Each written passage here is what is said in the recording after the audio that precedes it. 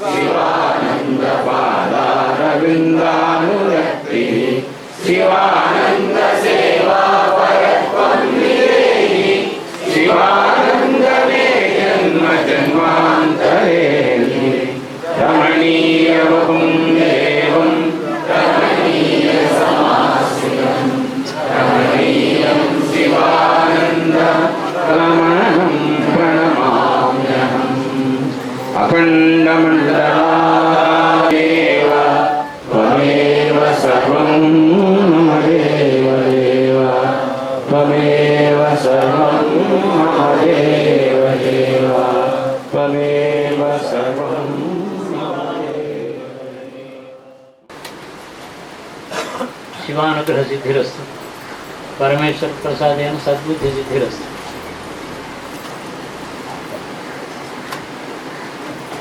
అందరూ సుఖం కోరుతారు. ఈ సృష్టిలో మన అందరూ కూడా నిత్యం విశ్వసించేది, పెద్దలు చెబుతున్నది, పుణ్యానికి పుణ్యఫలం, పాపానికి పాపఫలం వస్తుంది. ఇది ఎందుకు వస్తుంది అదంటే ఈశ్వరుడే నిర్ణయం చేశాడు. ఈశ్వరు నిర్ణయాన్ని పక్కకు తోసే శక్తి ఎవరికీ లేదు సృష్టిలో. త్రిమూర్తులు కూడా కర్మఫలానికి అడ్డురారు, అది వాళ్ళ శాస్త్రమే. మరి అయితే ఎలాగ మాకు గతి ఏమిటి అంటే, ఏది చేయమంటావు?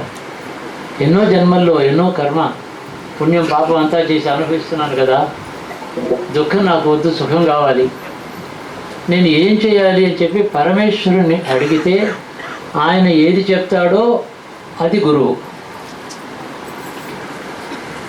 ఏ శాసనం నుంచి దుఃఖ నివారణ కోసమని మనం చేసే ప్రయత్నంలో నీ శాసనం అనుల్లంఘ్యం.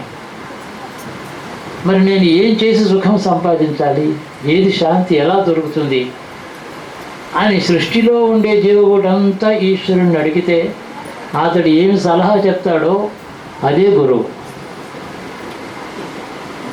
ఆ మాట శాస్త్రం చెబుతుందా, వేదం చెబుతుందా, ఏదైనా భాషే. వేదం కూడా చివరికి భాషే అయింది. భాషలో బావిలో నీళ్లు తాడు ఒక చేత తీసుకుని పైకి తీసుకున్నట్టు తన బుద్ధి అనేటటువంటి తాడు ఒక బకెట్ తీసుకుని వేదంలో అర్థం కొంచెం కొంచెం తీసుకుంటూ ఉంటాడు. బావిలో నీళ్లు భూమి అంతా వ్యాపించిన నీళ్ళు అవి. బావిలో అక్కడ అంత మాత్రం నీళ్లు కావు అవి. ఏ భాషకైనా అర్థం వాక్కు ద్వారా బుద్ధిలో ప్రవేశించేది కాక అంతర్యామిగా వినపడేటటువంటిదే అర్థం. లోపల నుంచి మనకి సత్యబోధ కావాలి. ఆ సత్యం, నాకు సత్యం చెప్పండి, నాకు అర్థం కావాలి అని అడిగితే గురువు కొన్ని చెప్తాడు. కానీ నేనే చెప్తున్నాను, దీని తర్వాత ఇంకేమీ లేదు అని ఏ గురువు చెప్పడు. నాకు తెలిసింది నాకు వచ్చిన భాషలో ఎంత వీలవుతుందో అంత నీకు చెప్తున్నాను.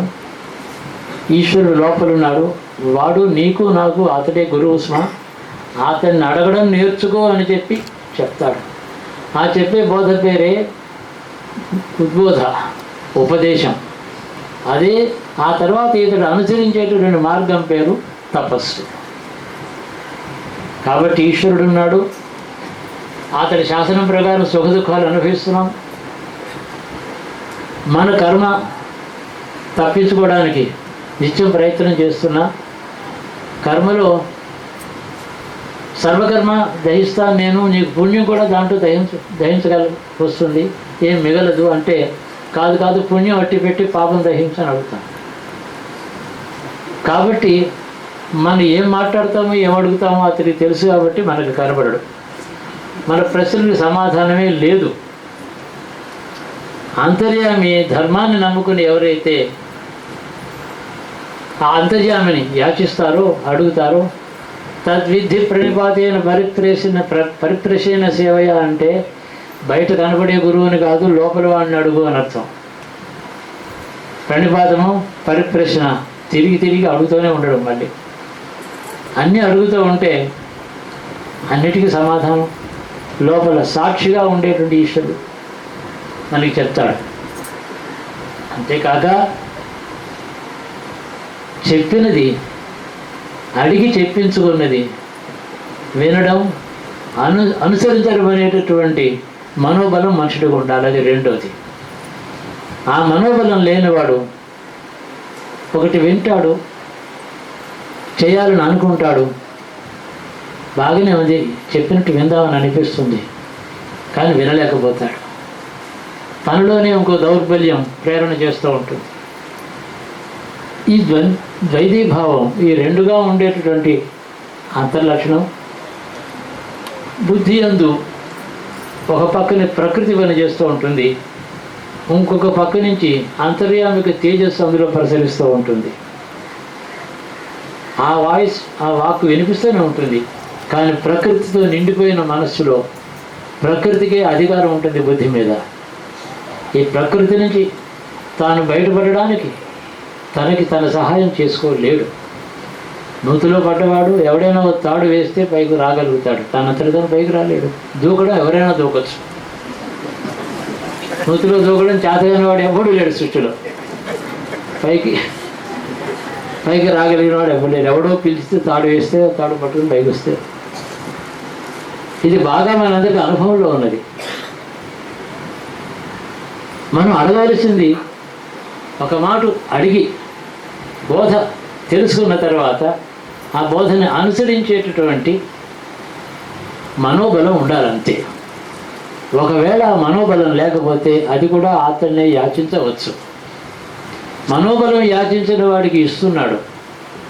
ఆ తర్వాత రెండో విషయం, ప్రకృతి వచ్చి అతన్ని ప్రోత్సహించి తప్పు మార్గంలో తీసుకువెడితే ఆ క్షణంలో భగవంతుని మళ్ళీ తలుచుకోవాలి. ఆ క్షణంలో ఇదిగో ప్రకృతి నన్ను లాగుతోంది, నన్ను నీవు రక్షించు.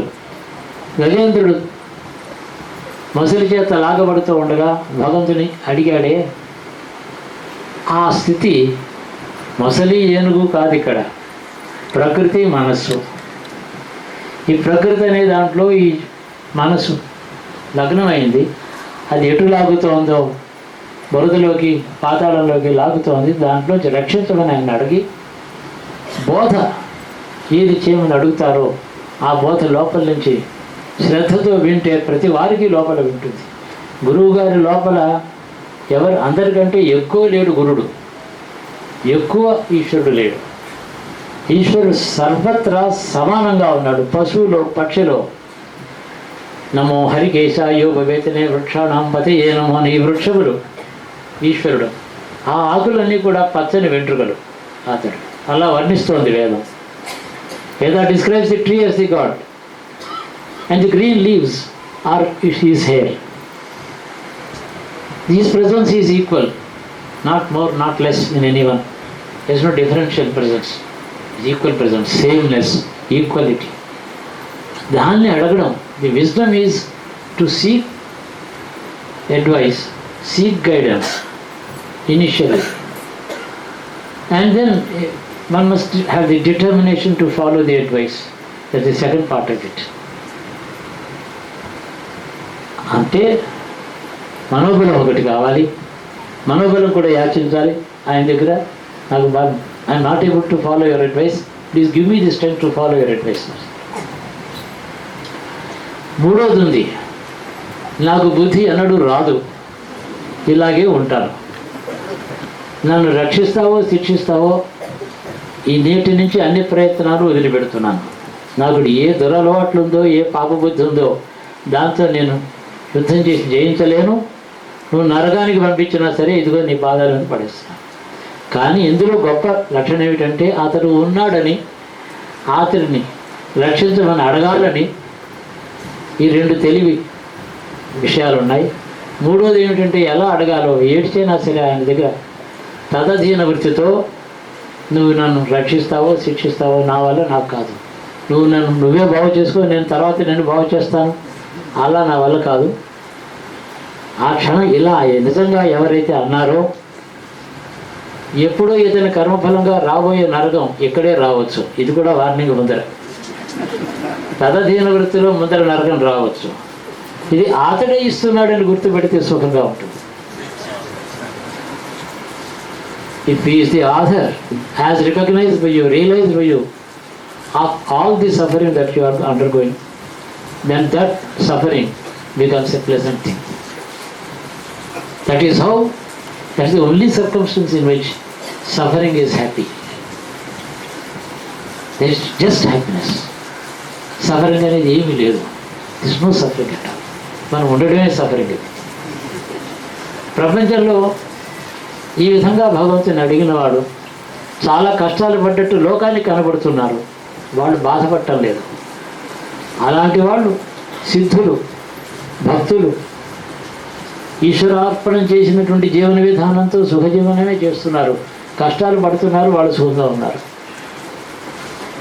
ప్రకృతిలో ఉండి ఇది ఇందులోనే ఉంటాను, నువ్వు ఇందులోనే నాకు సుఖం అడిగిన వాడు ఎప్పుడు శాశ్వతమైన సుఖాన్ని పొందలేదు. నేడు ప్రపంచంలో ఇది సారాంశం మొత్తం.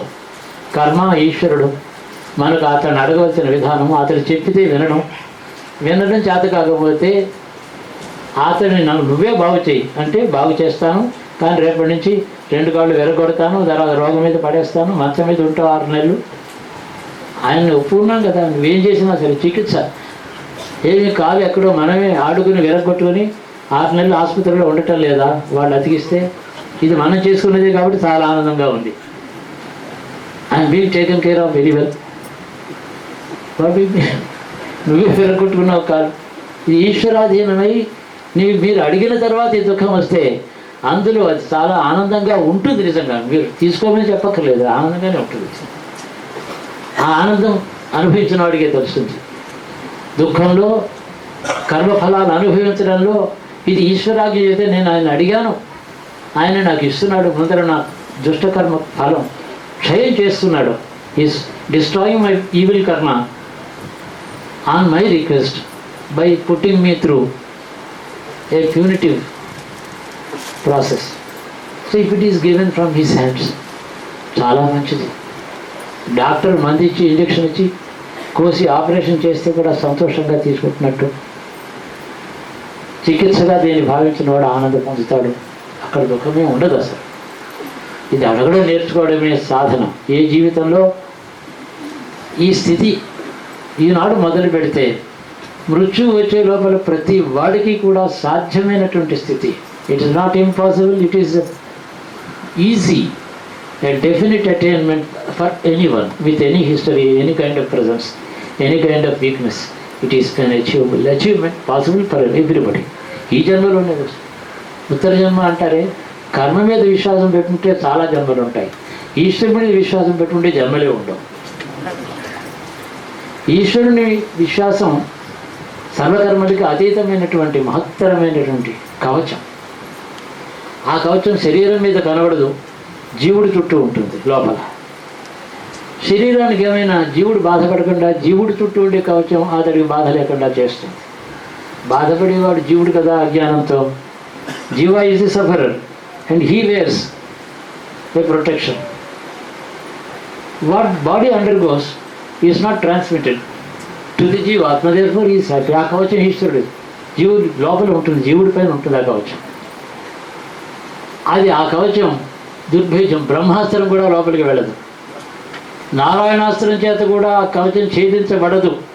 ఇది అతిశయోక్తి కాదు. పాశుపతం కూడా ఆ కవచాన్ని భేదించదు, ఎందుకంటే ఆ లోపల ఉన్నాడు కాబట్టి ఈశ్వరుడు. జీవుణ్ణి తన ఒళ్ళో పెట్టుకుని లోపల ఉండి కర్మ, ప్రకృతి, కర్మఫలాలు అనేటటువంటివి రాకుండా ఒక కవచం తానే వేసుకుంటాడు.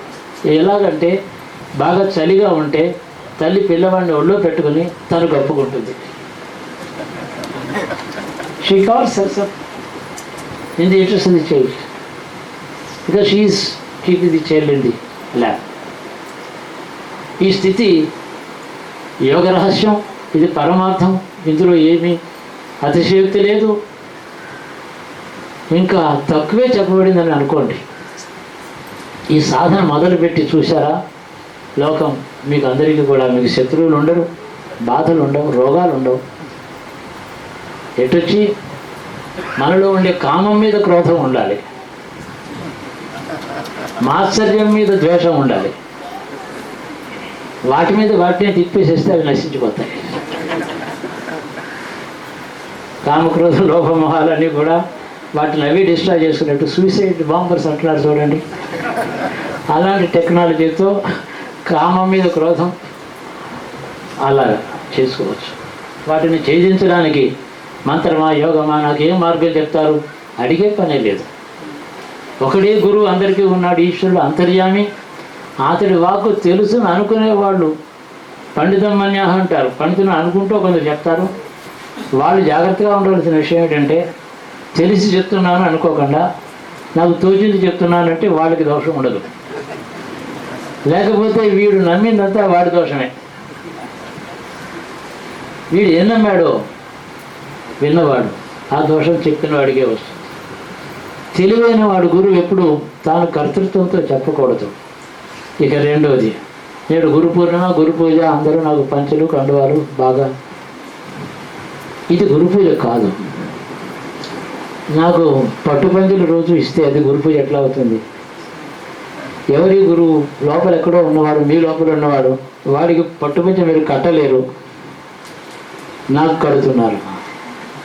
మీరు ఆ లోపల అష్టైశ్వర్యములతో కనకాభిషేకం లోపల అంతర్యామికి చేయడం నేర్చుకున్న నాడు కన్ను తెరిచి గురువును చూడక్కర్లేదు. ఇవి స్వీకరించి సంతోషించి ఆశీర్వదిస్తే దీనికి ప్రతిఫలంగా ఆశీర్వించినట్టు అవుతుంది. అది అంటే ఆశీర్వచనానికి ప్రతిఫలాపేక్ష ఉన్నట్టు దోషం వస్తుంది. దోషయుక్తమైనటువంటి ఆశీస్సు పనిచేయదు. తిట్టిన వాడిని కూడా శరణు అంటే ఆశీర్వదించగలిగితే అతడు గురువు. అవతల జీవుని యందు ప్రేమ తప్ప మరొకటి ఏమీ లేకుండా ఉంటే అది గురుతత్వం. ఎవరికైనా ఏదైనా ఇచ్చి పని చేయించుకుందాం అనేటటువంటి మనుష్య బుద్ధి గురువు దగ్గర ఉండకూడదు. అక్కడ మాత్రం ఏదో ఇచ్చి పని చేయించుకుందాం ఆ మాట రాకూడదు మనసులో. ఏది ఇవ్వకుండానే అన్నీ అడుగుతానంటే కూడా మంచిదే. అంటే అడిగే హక్కు ఉంది. చెరువు ఉంది, ఊళ్ళో పెద్ద చెరువు ఉంది, నీళ్లు వెళ్ళి తెచ్చుకుంటున్నారు. There is a tank of water open available for the entire village. What are you giving to the tank? You are taking. Guru is something like that. It should be something like that. It ought to be something like that if there is a real Guru. ఏది కూడా అయితే ఏమొస్తుంది దోషం? ఇచ్చిన వాడికి ఏమో ఎక్కువ ఫలం వస్తుందనే అనుమానం ఇవ్వని వాడికి వస్తుంది. బహుశా అలాంటి దోషం గురువు బుద్ధిలో కూడా రావచ్చు. బుద్ధి కదా, అక్కడ కూడా ఏమన్నా అలాంటి రోగం రావచ్చు. కాబట్టి never try to corrupt the Guru buy offer. Never try to offer anything to him. ఈ రోజు నుంచి గురు పూజ అలా చేయమని నా ఆదేశం మీ అందరికీ. ఏమి గురువుకి ఇవ్వద్దు.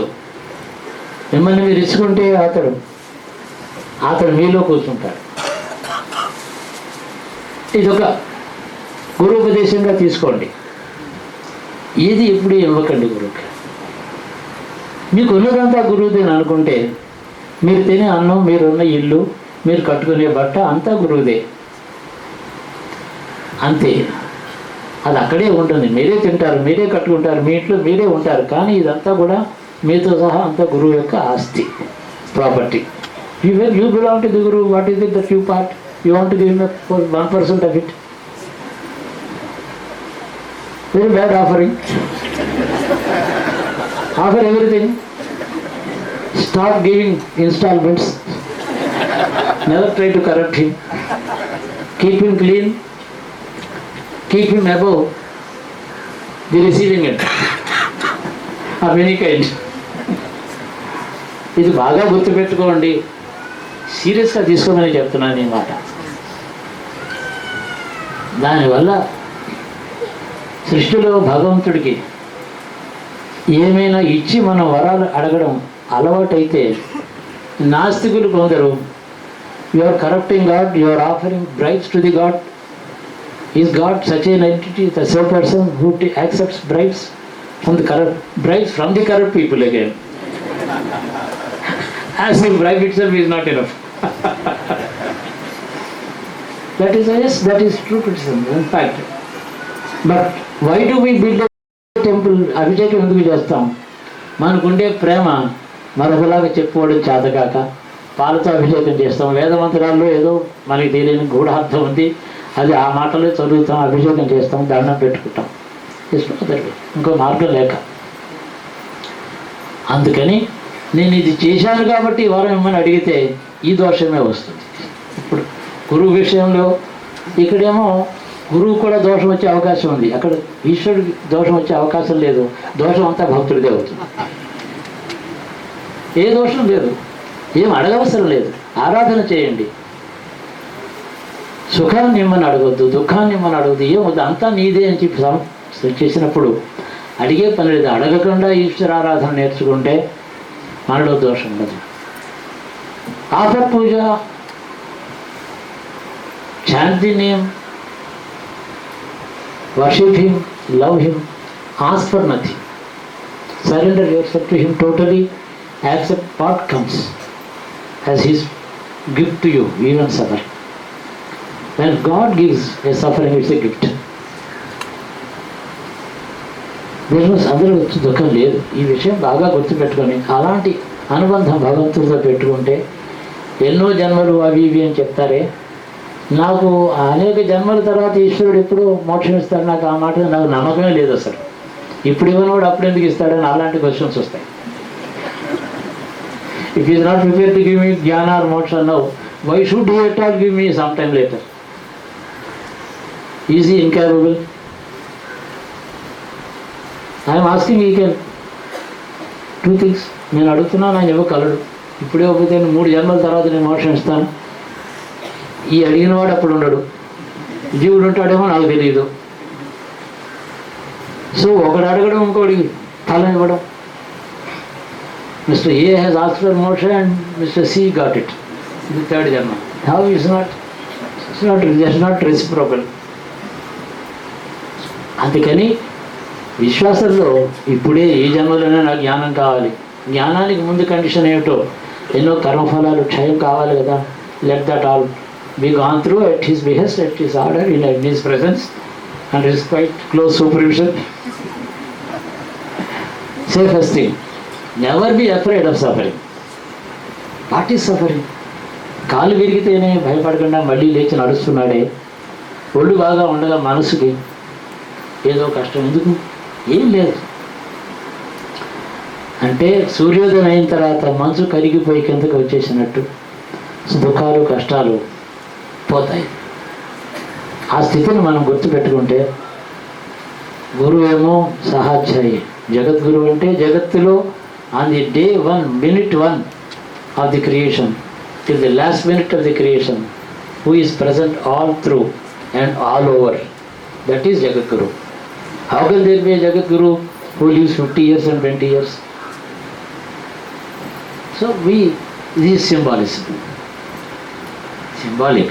We say somebody is a guru, but the guru who has been with you all your births in the past, who cannot be separated from you in the future, even if you have no belief in him, you don't recognize him, still he is with you for all future.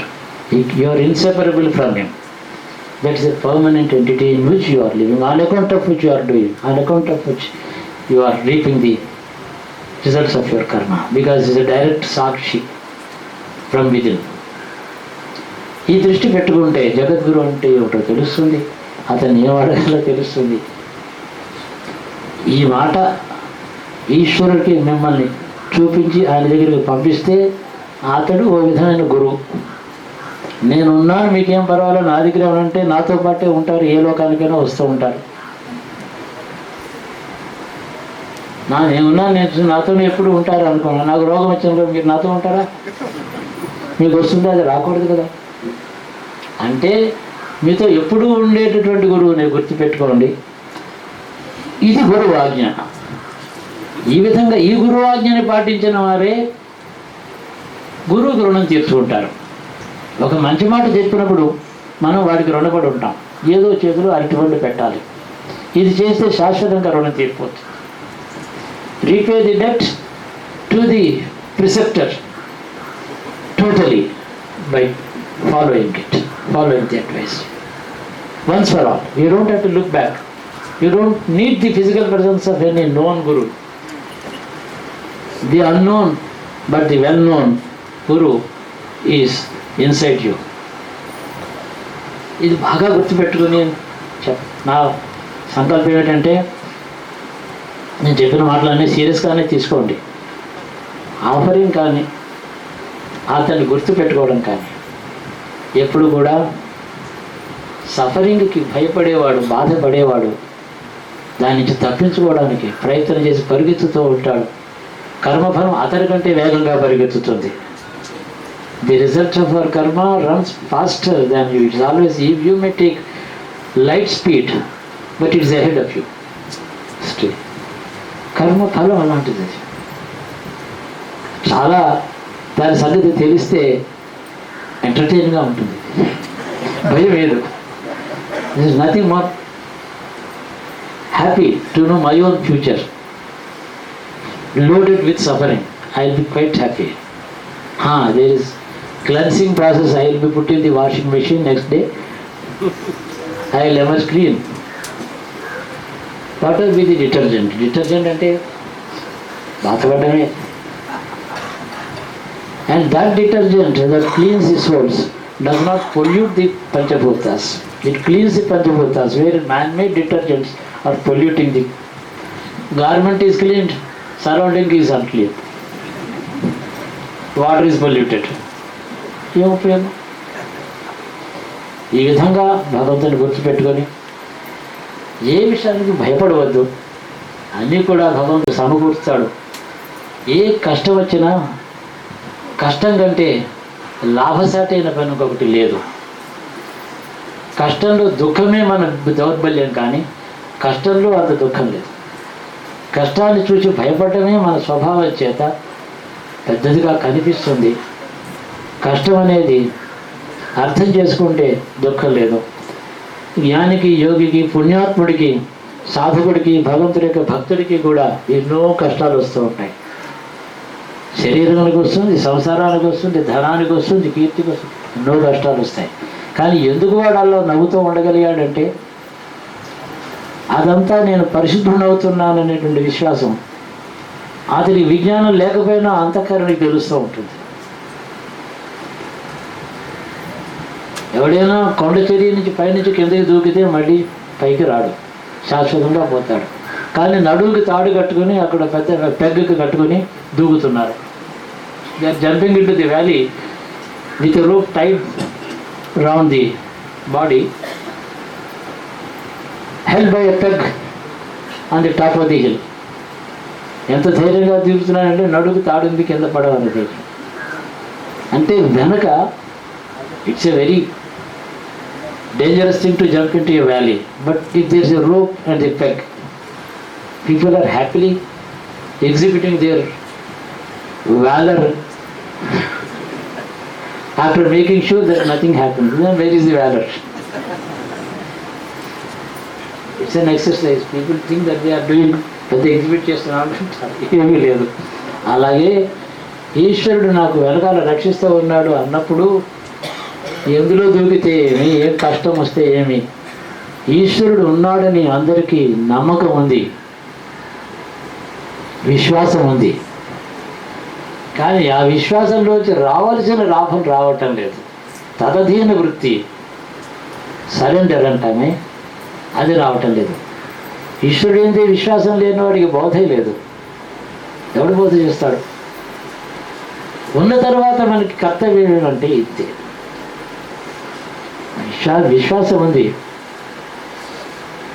నాకు కష్టమైతే నష్టమైతే అందుకని కష్టంలో నష్టం లేదని, నష్టం కష్టమే కాదని, ఏదైనా నష్టపోతే అది కష్టం కాదు, ఎక్కడో ఉన్నది కదా పోయింది, మొన్న వచ్చింది నిన్న పోయింది, ధనం కానీ ఏదైనా. ఈ విధంగా శరీరం ఎవరో పోతుంది. తదధీన వృత్తిని బాగా గుర్తుపెట్టుకోండి. నేడు భారతదేశంలో ప్రపంచం అంతటికీ కూడా ఒకనాడు గురుస్థానంలో ఉండి ధర్మబోధ చేసి మానవత్వం నుంచి దివ్యత్వం దాకా సోపాన పంక్తి, ఏ staircase from human values to the absolute divinity. All the stages have been given to the world from this great country. We should not live like others. We should be totally different. Every Indian must set an example to the rest of the world by showing how he takes the difficulties, the style of life, the ups and downs of life. Whatever may come, I am an Indian. I am born as a child of great rishis. My home is India. I hail from Aryavart. I am trying to become an Aryan. My methodology is to ignore my defeat. Whatever happens, I don't care. Nothing can shake me. There is dignity in it. Even as a human being, you look definitely dignified. ఈ డిగ్నిటీని మనం సంపాదించుకుని క్షేమంగా ఉండడమే మన కర్తవ్యం. కానీ ఎంతకన్నా మనకు ఒక ఏదో కర్తవ్యం, దానం చేస్తాం, ధర్మం చేస్తాం, గుడి కడతాం, గోపురం కడతాం, బాగానే ఉంది. అవన్నీ కూడా మెటీరియల్ యాక్టివిటీస్. అవి may not be materialistic activity, but there are material activity. Even food is material, body is material, mind is material. What is not material? What do you mean by spiritual life? Nothing. The inner mind attached to the absolute truth, the Lord, His presence, gracious presence inside, ever effulgent presence inside, who is watching you when you are dreaming in your sleep. Even your dream is watched by Him. సర్వకాల సర్వావస్థల్లోనూ అంతర్యామి సాక్షి మాత్రుడు అని వేదాంతం చెప్తాను. కాబట్టి త్రికాలాబాధ్యము నిత్యము శాశ్వతము అయినటువంటి పరతత్వాన్ని నమ్ముకుంటే జీవితంలో సుఖము దుఃఖము ఉన్నాయని అనుకో. ఎప్పుడు అలా ఆ తర్వాత కంప్లైంటే ఉండదు. మనిషి బాగానే ఉంటాడు. తప్పనిసరిగా ముక్తిని జ్ఞానాన్ని కోరేవారు వృద్ధాప్యంలో కూడా ఏవో వస్తాయి, శారీరక మానసిక ఏవో చిన్న ఉంటాయి. వాటిని గురించి లోపల ఈశ్వరుడు ఉన్నాడని ఓ మాట తలుచుకుంటే పోతాయి. దానికి గురువు కొద్దిగా సహాయం చేస్తాడు, చూపిస్తాడు, జ్ఞాపకం చేస్తాడు. కానీ చేసుకోవాల్సింది మీరే. అతడు చేసే సహాయం ఉంటుంది. అతడు చేసే సహాయం మీరు అడగడం చేత కాదు, మీ యందు వాత్సల్యం చేత అతడు చేస్తాడు. దానికి అతనికి ఏమీ పేమెంట్ ఇవ్వకూడదు. ఏమి అలాంటి సిస్టమే లేదు అసలు సృష్టిలో. ప్రపంచంలో వేదములే ఈ జగత్తుకి ఇచ్చినటువంటి వశిష్ఠ విశ్వామిత్ర మహర్షులు అందరూ గొప్ప గొప్ప వాళ్ళు ఏం తీసుకున్నారు ప్రపంచంలో? వారికి గుడి కట్టారా? విగ్రహం ఇప్పుడు కదా మనం ఊహించుకొని పూజ చేస్తున్నాం. ఆనాడు ఎవరిచ్చారు వాళ్ళకి? ఎక్కడైనా చక్రవర్తి అయినా ఒక నమస్కారమే కదా వాళ్ళకి ఇచ్చింది. ఆ నమస్కారం చేసిన వాడికి లాభం వచ్చింది, కానీ తీసుకున్న వాడికి రాలేదు కదా. వాళ్ళు అవైలబుల్గా ఉండడమే. It's a kind of forever availability. That's a Guru. Guru is a concept, తత్వం అది. అలాగే మీరు భావించండి. ఈ భారతదేశంలో ధర్మం ఎంత బాగా వ్యాప్తి చెందుతుంది అంటే, ప్రతి భారతీయుడు ఎంత ధర్మాన్ని జీవితంలో అవలంబిస్తాడో అంత గ్రంథాలు రాసి స్పీచెస్ ఇస్తే కావు. ఒక్క మనిషి ఇఫ్ ఈజ్ లివింగ్ ఇన్ ధర్మ, living as an Aryan, he spreads the truth, he spreads the message by living in it, living the way one ought to live. One life ideally lived can inspire millions rather than a million publications. Absolute truth. ఆ విధంగా అలాగ జీవనం చేసి మీరు ధన్యులు కావచ్చు. ఈ ఆర్యధర్మానికి సేవ చేసిన వాళ్ళు అవుతారు. ఆర్యధర్మాన్ని స్ప్రెడ్ చేయడం ఎలాగా అంటే, we are undertaking classes in every school in the Saturday evening, అలా కాదు. Live like an Aryan, let you be known to the people, they will follow you. That is spread the message. There's no point in publicity. Absolutely. That may be able to sell Nirma soap very well, but not them. అలా కాదు ఇది. మనం by living the రైట్రస్ వే అదే అందరికీ లాభిస్తుంది. ఏమీ expect చేయొద్దు, ఏమీ అవసరం లేదు ఎవరికి. You don't need anything, you don't need any help, you don't need any succour from anyone. There is somebody inside. The guru at the most is ఈ place to him in you. He doesn't pray to anyone outside you for you. He invokes His grace within you. From His grace you receive the benefits that you need. Protection, anything. Nothing is impossible. Nothing is impossible. ప్రపంచంలో చచ్చిపోయినవాడు కూడా వెనక్కి వచ్చేసారు. అదెలా దొరుకుతాను. సాందీపని కొడుకు ఎప్పుడు 12 సంవత్సరాల క్రితం పోతే కృష్ణుడు తీసుకొచ్చి ఇచ్చాడు. గురువు కదా, ఏం గురువు? అక్షరాలు చెప్పాడు, 2 శాస్త్రాలు శ్లోకాలు చెప్పాడు. ఆధ్యాత్మిక బోధక గురువు ఉండడు కదా. ఈ విద్యకి ప్రతిఫలం ఇవ్వచ్చు. మ్యాథమెటిక్స్ ట్యూషన్ చెప్పుకుంటూ కూడా నెలకు 100 రూపాయలు ఇవ్వచ్చు. ఆధ్యాత్మిక బోధ గురువుకి ఏమి ఇస్తారు? ఇవ్వకూడదు. తత్వజ్ఞానాన్ని ఇచ్చే గురువుకి ఏమి ఇవ్వకూడదు. మరి ఏది తీసుకున్నా ప్రతిఫలం ఇవ్వండి. సర్లో యూనివర్సల్లా అందరూ ఈశ్వరానుగ్రహించి అందరూ క్షేమంగా ఉంటారు. ఇలాంటి గురు పూర్ణిమలు ఇక ముందు ఆదర్శప్రాయంగా జరుపుకుందాం. పంచలు షార్ట్స్ కాదు, ఎలా ఉండాలో అలా చేసుకోండి. ఇది ఆదేశంగా తీసుకొని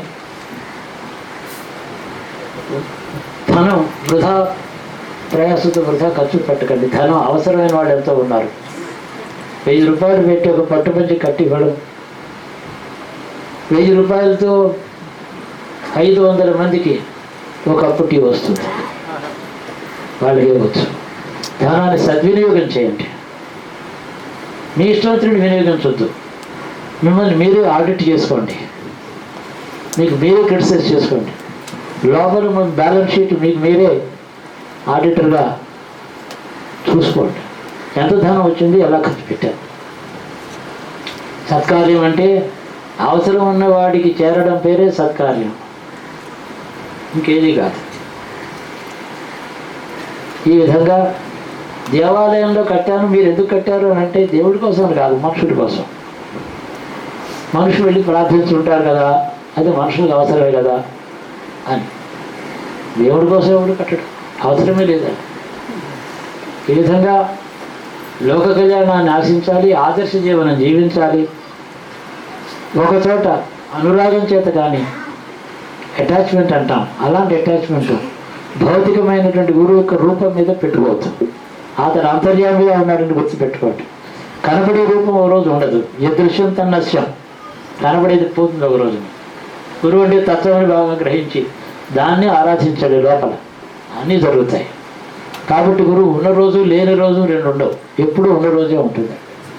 ఇది always a constant, there is period of presence, endless presence. ఈ మాట మీరు బాగా అర్థం కావాలంటే ధ్యానం కొంత చేసుకోండి, మీకు అన్నీ లభిస్తాయి. ఈశ్వరానుగ్రహం తప్పకుండా కలుగుతుంది.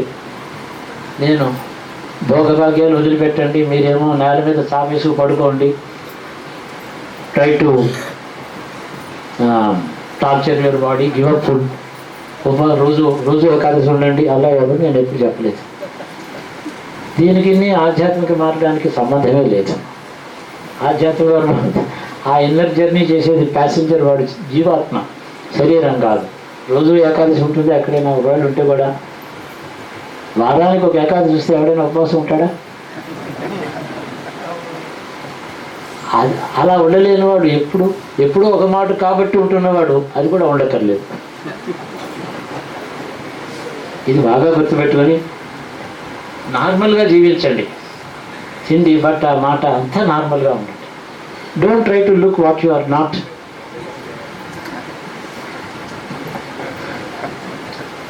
నేను ఆ విషయంలో ఉంటాను. I never try to look what I are not. అందుకని నేను కొంతవరకు సక్సెస్ఫుల్గా ఉన్నాను నా విషయంలో. I speak my ignorance.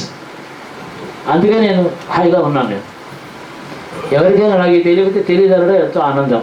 అలా ఉండడం అందరూ నేర్చుకుంటే బాగుంటుంది. ప్రాక్టికల్ హింట్స్ ఇవన్నీ కొన్ని హింట్స్ ఇచ్చారనమాట. అవన్నీ గుర్తుపెట్టుకోండి. మీకు ఇటు భగవంతుడు చల్లగా చూస్తాడు. మీకు కష్టమే ఉండదు, కష్టం వచ్చినప్పుడు దుఃఖం ఉండదు. దాన్ని జయించేటటువంటి ధైర్యం, ధీరత్వం, ధైర్యం, అది తృణప్రాయంగా తీసుకోవడం కష్టాన్ని, అట్టి శక్తి మీకు వస్తుంది. అతన్ని ఆశ్రయించండి, ఇంకేం అక్కర్లేదు. శుభం భూయ.